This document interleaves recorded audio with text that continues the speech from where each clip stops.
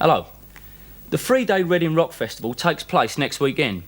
Reading used to be known as the Jazz and Blues Festival when it started in the 60s, but this year it's been taken over by heavy metal. Original rock giants like UFO and Deep Purple spin-off Whitesnake are joined on the bill by new bands like Def Leppard and Iron Maiden as the new wave of British heavy metal reaches its crest. This week, 20th Century Box looks at Iron Maiden, a five-piece heavy metal band from the East End, and their fans who ushered in the age of the cardboard guitar. And like this copy of a Fender Stratocaster, this programme is in black and white. 20th century. 20th century.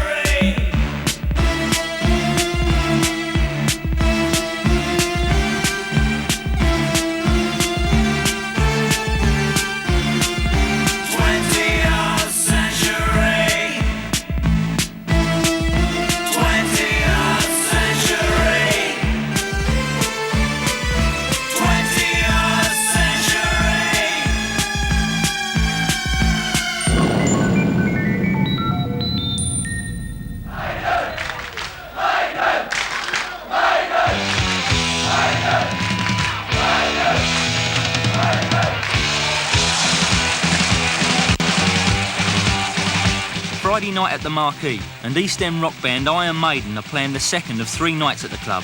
These gigs, at the end of a gruelling concert hall tour covering 40 venues, are by way of a thank you to their delirious fans. Outside in Wardour Street though, the fans are less than delirious. They have queued for over an hour, only to find that the club is already packed. I mean, sell out, what is it? 7 to 8 and you can't get in the Marquee? It's like a new trend really, like punk was, the new wave of modernism, like there's a lot of new bands are coming through and a lot of them brought out really good singles. You can go to a punk gig and they're all got spike gear and they're, you know, in their punk gear, or disco freaks with their silly little shoes on, you know, and people see us and they know straight away that you're heavy rockers, like. If I'd have £1 for every time I'd seen Iron Maiden, I'd be a rich man by now. I'm a Lloyd's underwriter, actually. It's what? Lloyd's underwriter, I'm. Do people you work with? Right. No, they don't like it at all. We insure all this equipment in there. You do? Yeah, we insure all that stuff in there. Is that why you're here, or are you here because you love heavy metal? Oh, I'm here because I like heavy metal.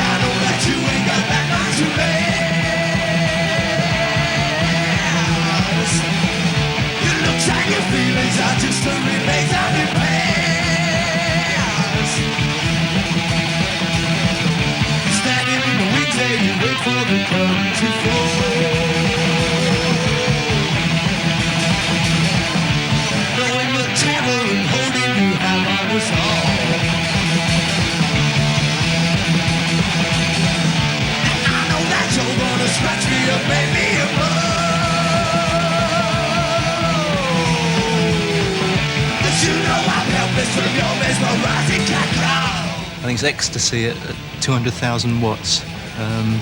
It's very simple, but it's enormously enjoyable.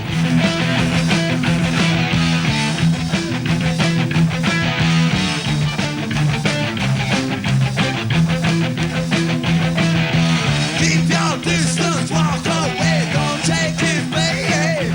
Don't you stay, don't fade away, yeah.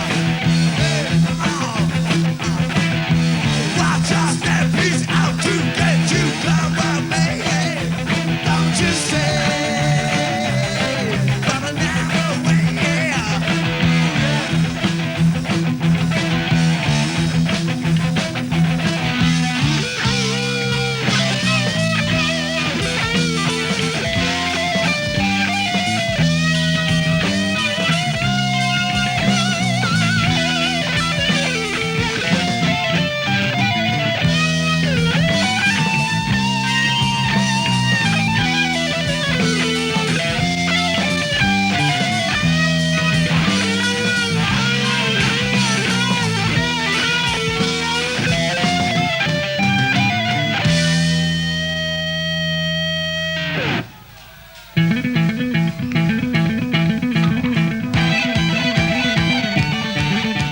kind of atmosphere is typical of heavy metal gigs.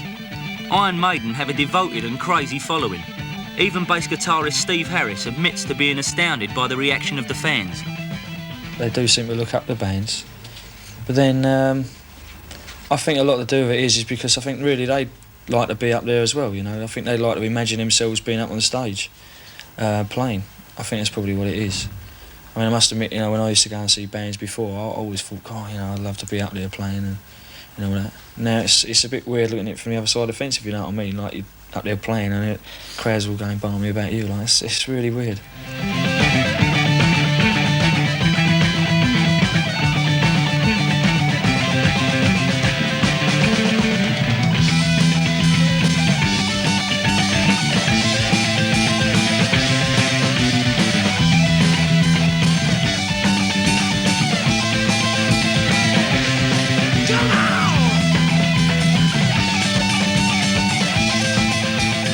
So what is actually happening?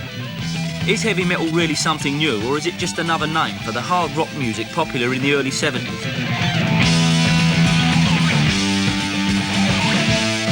A lot of heavy metal fans don't like the term revival.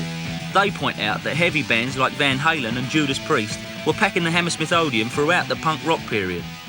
DJ Neil Kay has been playing hard rock for years and doesn't like the label heavy metal. I despise the term heavy metal. I think a little bit of an explanatory note here, maybe. The actual term heavy metal is an American term, and it's now been obsolete for about 10 years.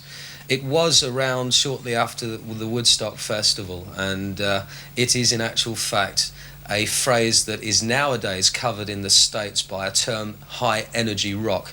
The Americans call it high energy rock. We used to call it either underground rock, progressive rock, hard rock, or even better for my part, just rock. Okay? It's not a new resurgence. Let's establish this fact once and for all, shall we, if we possibly can, as wide across the country as is feasible. Hard rock music never went away.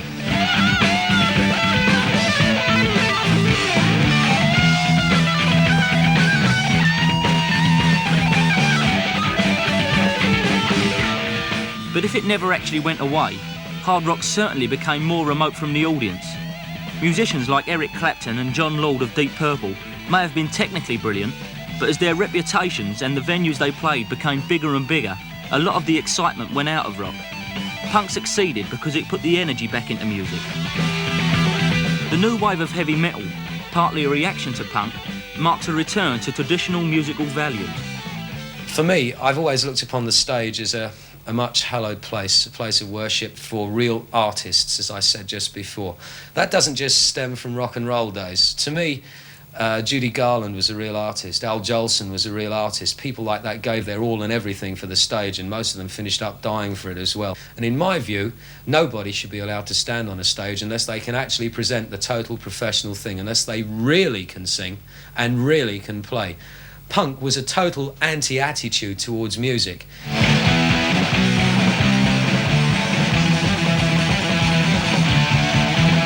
But punk itself has left a big mark on the new generation of heavy rock bands who play with an energy which is closer to the Sex Pistols than it is to Led Zeppelin.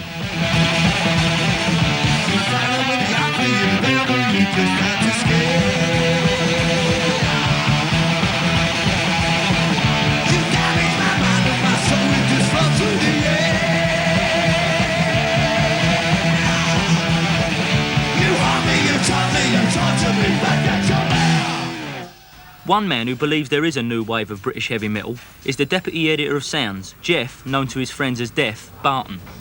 Of the new bands that have come up, they've certainly been influenced by the new wave and the punk explosion. I mean, they play a lot faster now than Black Sabbath did in 1971. They're much faster, they're much more speedy. And I think also they took a degree of attention from punk in that they recorded, to start off with, they recorded a lot of their independent singles. They didn't rely on the record companies to pick them up and build their career. They just went out, played concerts and formed their own labels and stuck their own singles out. Iron Maiden fit this description very well. And, like a lot of punk bands, they have stayed close to their audience. Their success has been based up till now on small gigs in pubs and clubs, rather than the large venues of the previous generation. Lead singer Paul Di'Anno regards this as an important part of the band's attitude. For instance, like when we played the Rainbow, all right, we had some damage done to the seats here, but you know, what we wanted was the people to get a little bit closer to us, like, because, you're so far away from there. That's why we've gone back to doing places like the Marquee now, because the contact is a lot better. Really, I like the smaller venues anyway. I've always agreed with that, and the band's always done it since we ever started. When the fans are not following Iron Maiden to the live gigs, they can be found at heavy metal discos like Neil Kay's Bandwagon in North London. More than 1,000 heavy metal fans make the pilgrimage to the Bandwagon every week, and getting played there has been important for Iron Maiden in building up a devoted following. But before Kay turned it into the heavy metal soundhouse, the Bandwagon featured disco music 5 nights a week. It took 5 years, really, of very, very hard work and a lot of persistence to change the whole situation around. These days, as you're well aware, we run 5 nights a week hard rock and soul's gone straight out the door, that way, sideways. If I even have atomic scientists, trainee scientists that I know of that are regular members of this place that still are into hard rock. But one shouldn't presuppose that just because one is a headbanger that one has only one sort of situation in life. That's totally false. They come from all walks of life, and most part they're totally honest people. Heavy metal may attract fans from a wide range of backgrounds, but they are mainly male and overwhelmingly white. 2 of the regulars at the Bandwagon Disco are wedding photographer Rob Loonhouse and road mender Alan Day. You find very few women down the front, actually headbanging. They're quite content to stay at the back and, sip their orange, and listen to the music. Do you think women make good headbangers? It's very difficult, really, because a lot of women, they don't really have it in them. You find very few women digging holes in the road, so maybe that's one of the reasons why, there's very few women headbangers. With attitudes like that, especially towards women, reflected in a lot of heavy metal lyrics, maybe it's not surprising that women don't flock to see bands like Iron Maiden. Even the clothes have an aggressive look about them. Patched denims are worn with leather jackets and shiny metal studs, but the uniform has more in common with football fans than with punks, mods or even skins. If you go wearing a suit or a tuxedo, it's going to look bleeding ridiculous. People like to wear their hair long and wear leather. It's more comfortable, it's easy going. And if you get messy, someone throws a beer over you don't have an argument, you say, okay, sorry about that, I'll buy you a pint. Headbanging is to heavy metal what the pogo was to punk. And at the Bandwagon, the mouthful of safety pins has given way to a recurring symbol of rock fantasy, the homemade imitation guitar. Loonhouse built his first guitar in response to a challenge to decide the headbanger of the year. Still, this guy comes up to me and he says, you don't mind if I bring a Gibson body along? He hasn't got no strings or pickups or anything like that on it. He's just, body and a neck. So I go, bring what you bleeding like along, mate. Bring an orchestra if you like. Still, anyhow, I got to thinking, this bloke's got the edge on me, he's got a guitar, this is going to stick in people's minds. So I thought to myself, make a cut out. So I got a couple of bits of hardboard together, traced out the outline of a flying V, and there it was. It started from there. Why the flying V, particularly? Well, I only had a couple of days to do it. It was all straight lines and it's easy to cut out. Do you go into detail on them? Stuff on the actual thing? First of all, the first one, it was very rough, I cocked the neck up, the neck was too wide, the body wasn't big enough. On the latest one at the moment, I've got the neck right, I've got the body right, I've put a tremolo on it, I've put a couple of bits of sticky tape on it, brighten it up a bit, so from a distance it does look a bit like a real guitar, Has it got frets on it? Oh no, I don't bother with frets, I think it's taking the piss a bit, really, when you put frets on it, you're making it look too much like a real guitar. It's supposed to look like a guitar, but it's not really supposed to look like a real guitar, it's only supposed to be kind of like a harlequin of a real guitar, just an image. How many have you made? I've got about 3 at home at the moment. I've got a V, I've got a twin neck V, I've got an inverted V which I made specially, which is a bit of a flop really. In all I've made about half a dozen. progressively getting better all the time.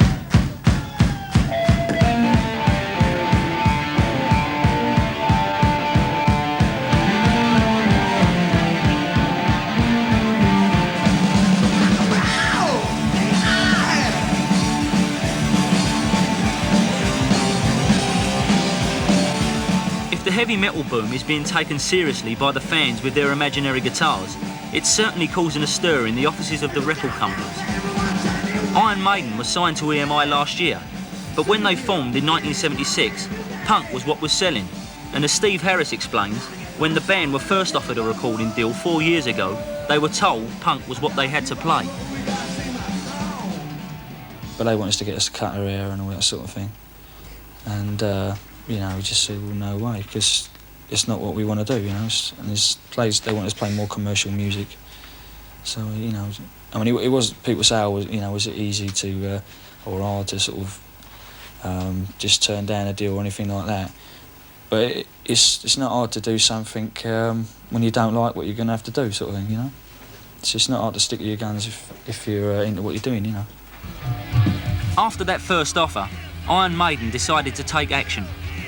They sent a demo tape to Neil Kay at the Bandwagon, and when the tape began to feature in the chart which Kay compiles from fans' requests, the band decided to take the next step and release it on their own label, Rock Hard Records. Finally, the major record companies woke up to the selling power of heavy metal, and the band signed with EMI. Their first album went straight into the charts. But since '76, record sales overall have declined, and although the companies may see heavy metal as a way out of their current recession, they are using increasingly desperate publicity stunts to promote the new sound. Jeff Barton thinks the hype may have gone too far. Yes, I think the record companies are promoting this so-called heavy metal revival very crassly and very badly. For example, one record company made the offer of giving away a free cardboard guitar with every album purchased.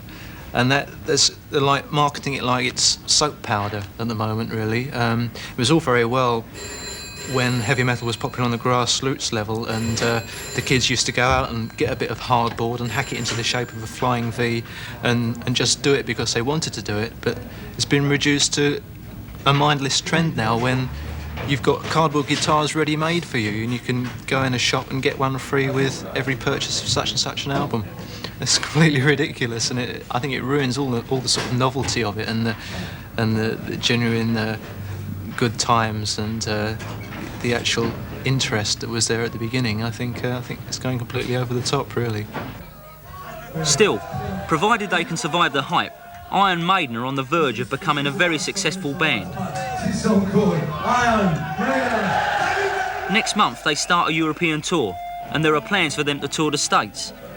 Aren't they on the way to becoming superstars like the previous generation of heavy rockers? I don't think so, really, because like we've been slogging away for a long time. You know, I mean, right, I know we've gone from playing clubs to concert halls in about sort of 6 months, which is a big jump. But then again, the band's been going about like 4.5 years. We've done a lot of groundwork, and you don't forget things like that, you know. So I don't think it'll sort of go to our heads, if that's what you mean. You know, we still keep good contact with the audience. You know, when we come out after gigs, we we'll sign all the autographs and like meet them all and that, you know, sort of really. Well, we go out of our way to keep in with them as well, you know, because we just like talking to them and that, you know. We just made one little tiny crack, really. I mean, we got loads of work to do. I mean, all right, we can sell out most of the major venues in Britain. We got the rest of the bleeding world to go. Yeah, we got to start all back on square one again. Rock and roll!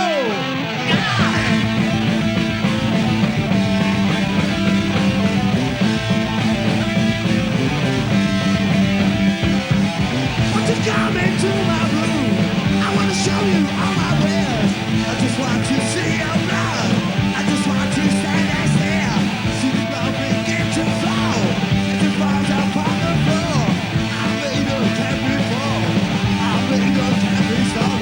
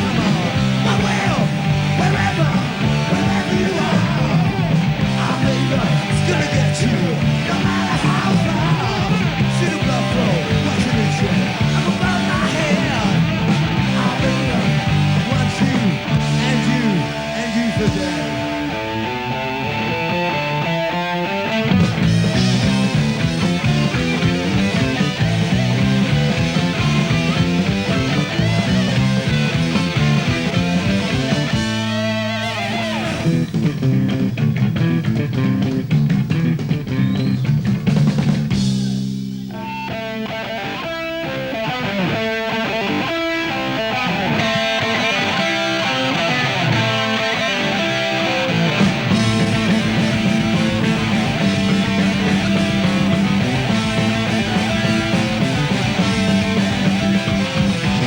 you come into my room? I wanna show you all my wares. I just want to see your blood. I just want to stand and stare. See the blood begin to flow. It falls up on the floor. I bet you can't be fall. I bet you can't be sold. I will, wherever you are. I bet it's gonna get you.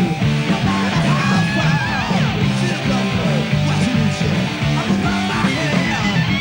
I bet watch you die.